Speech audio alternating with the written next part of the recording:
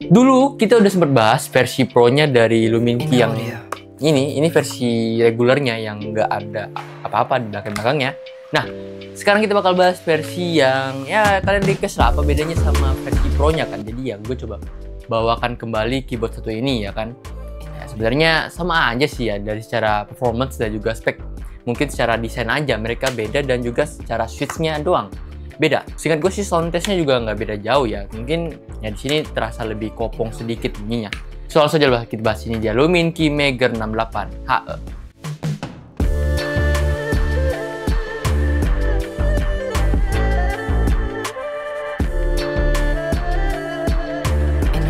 Tapi sebelum jauh ke sana buat bahas soal spek dan lain-lain, kita mulai dari desainnya dulu deh. Untuk varian warnanya ini sama seperti pendahulunya ya, ada 3 varian tuh. Ada Champion Gold seperti yang kita sudah pernah bahas kemarin, terus ada yang Belt dan juga Milky White yang sekarang kita bahas ya. Kalau dibandingkan dengan warna Champion Gold yang kemarin sih, gue jujur lebih prefer sama yang Milky White ini karena ada aksen-aksen Jepangnya dan ya varian apa ya perpaduan warnanya sih jauh lebih menarik aja gitu, lebih eye-catching lah ya. Nah, untuk capsnya ini sini udah PBT double shot tentu dan teksturnya ini yang mulus dan untuk overall dia secara print ini juga cukup rapi ya. By the way, ini yang untuk transparan tentu tidak double shot ya karena ya transparan. Gimana mau bikin lapisan kedua gitu kan. Lanjut kita melipir ke sisi belakang ya. Nah, di sisi sinilah jadi pembeda dari versi Pro dan non Pro-nya. Ya jelas dari sisi desain untuk versi yang non Pro-nya ini yang performance itu di bagian belakangnya yang polos aja gitu. Dengan ada tulisan HE dan kalau yang Pro kan ada sentuhan sedikit goldnya juga ataupun ada kayak lukisan-lukisan di bagian belakangnya gitu ya yang bikin lebih keren gitulah. Dan yang di sini ya benar-benar polos aja, nggak ada ukiran-ukiran gold sama sekali di sekelilingnya juga. Tapi soal bahan ini tetap sama ya, dia pakai 6063 CNC aluminium yang ya itu kenapa bisa jadi mulus banget sih bahan alunya ini. Untuk varian switch yang ditawarkan ini versi non Pro-nya ini dia pakai Gateron Pro White Magnetic. Nah, sedangkan yang Pro kemarin kan kita salah Gateron Jet Pro ya. Ini perbedaannya sih lebih ke feels-nya. Tapi secara spek ini sih sama-sama aja sih. Yang jadi perbedaan di antara keduanya sih kayaknya lebih concern gue ke hasil suara typing testnya. Karena ini kerasa cukup beda. Entah kenapa gitu, gue kerasa beda aja. Tapi kan coba bisa bandingkan sendiri. Kalian nonton video yang ada di card atas ataupun dengar dulu typing testnya lagi berikut.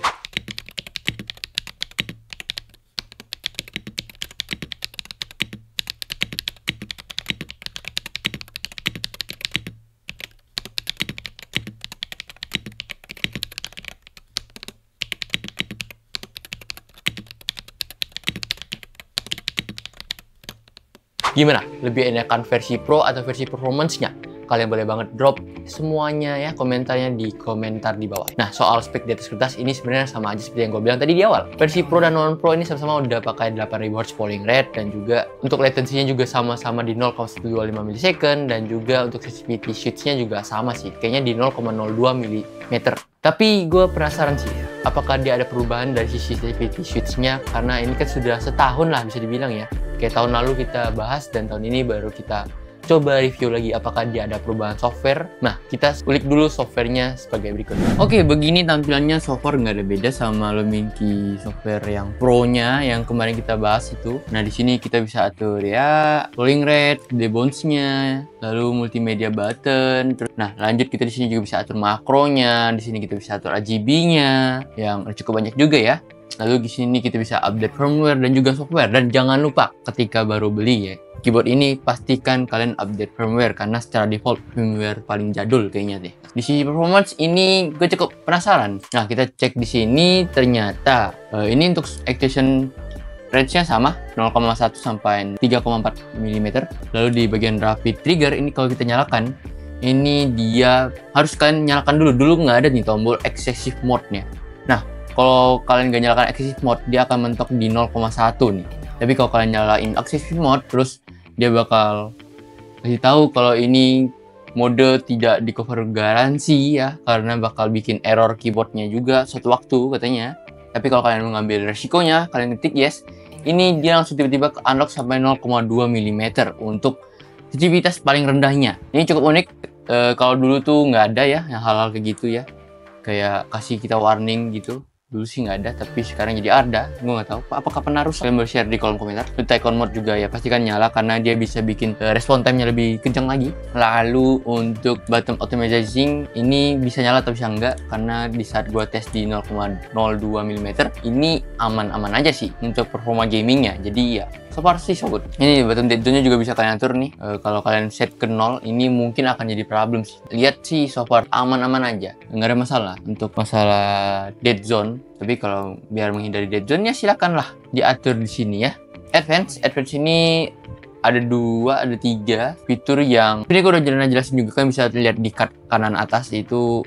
Gue jelasin detail banget, benar-benar detail. Tapi di sini gue nggak bakal detail banget lah ya. Untuk Rapid Snappy ini fungsinya kurang lebih sih mirip sama SOCD sebenarnya. Ini jadinya tombol mana yang kalian pencet lebih dalam itu yang bakal ke input. Kalau kalian nggak mau fungsi yang seperti itu, kalian bisa pindah ke SOCD aja. SOCD ini fungsinya lebih ke kalian bisa milih juga sih mau last input atau priority key gitu. Jadi ketika kalian pencet 2 tombol itu secara bersamaan, ya kalau last input berarti ketika kalian sebelum menekan itu bersamaan, dia bakal baca last input yang terakhir. Misalnya kalian udah pencet A duluan baru pencet D, ya berarti yang bakal berfungsi ya D-nya itu, karena D-nya last inputnya kan. Nah udah nih kita ulik-ulik soal softwarenya. Nah kita lanjut lagi bongkar ke dalaman keyboardnya. Seperti versi Pro-nya sih sebenarnya mirip ya dengan dalamannya gitu. Bagian dasarnya kita bisa nemuin ada silicon pad, PCB hot swap untuk gonta-ganti switch magnetik apapun itu, terus silicon switch pad dan juga plate aluminium. Dan menurut gua sih jujur ini udah cukup oke sih, udah cukup enak. Tapi memang secara hasil suara lebih enak kan versi Pro-nya dibanding versi performance. Tapi secara harga memang dia lebih baik, lebih menarik lah. Di 1,8 jutaan kalian udah bisa dapat kayak flagshipnya gitu. Dan ya itu juga sebagai kesimpulannya, kalau kalian cari yang budget kalian bisa lari ke performance, tapi kalau kalian ya mengincar estetika, hasil suara, kalian bisa lari ke versi Pro-nya. Karena ya perbedaannya juga nggak terlalu banyak kan. Dan buat upgrade ke versi Pro-nya juga cuma nambah dikit, sekitar 300-400 ribuan aja. Oke, mungkin segitu dulu untuk bahasan gue kali ini. Like kalau suka, subscribe channel ini kalau channel ini bermanfaat, dan kasih tau gue program apa lagi yang pengen gue bahas. Segitu dulu, gue pamit undur diri. Bye-bye.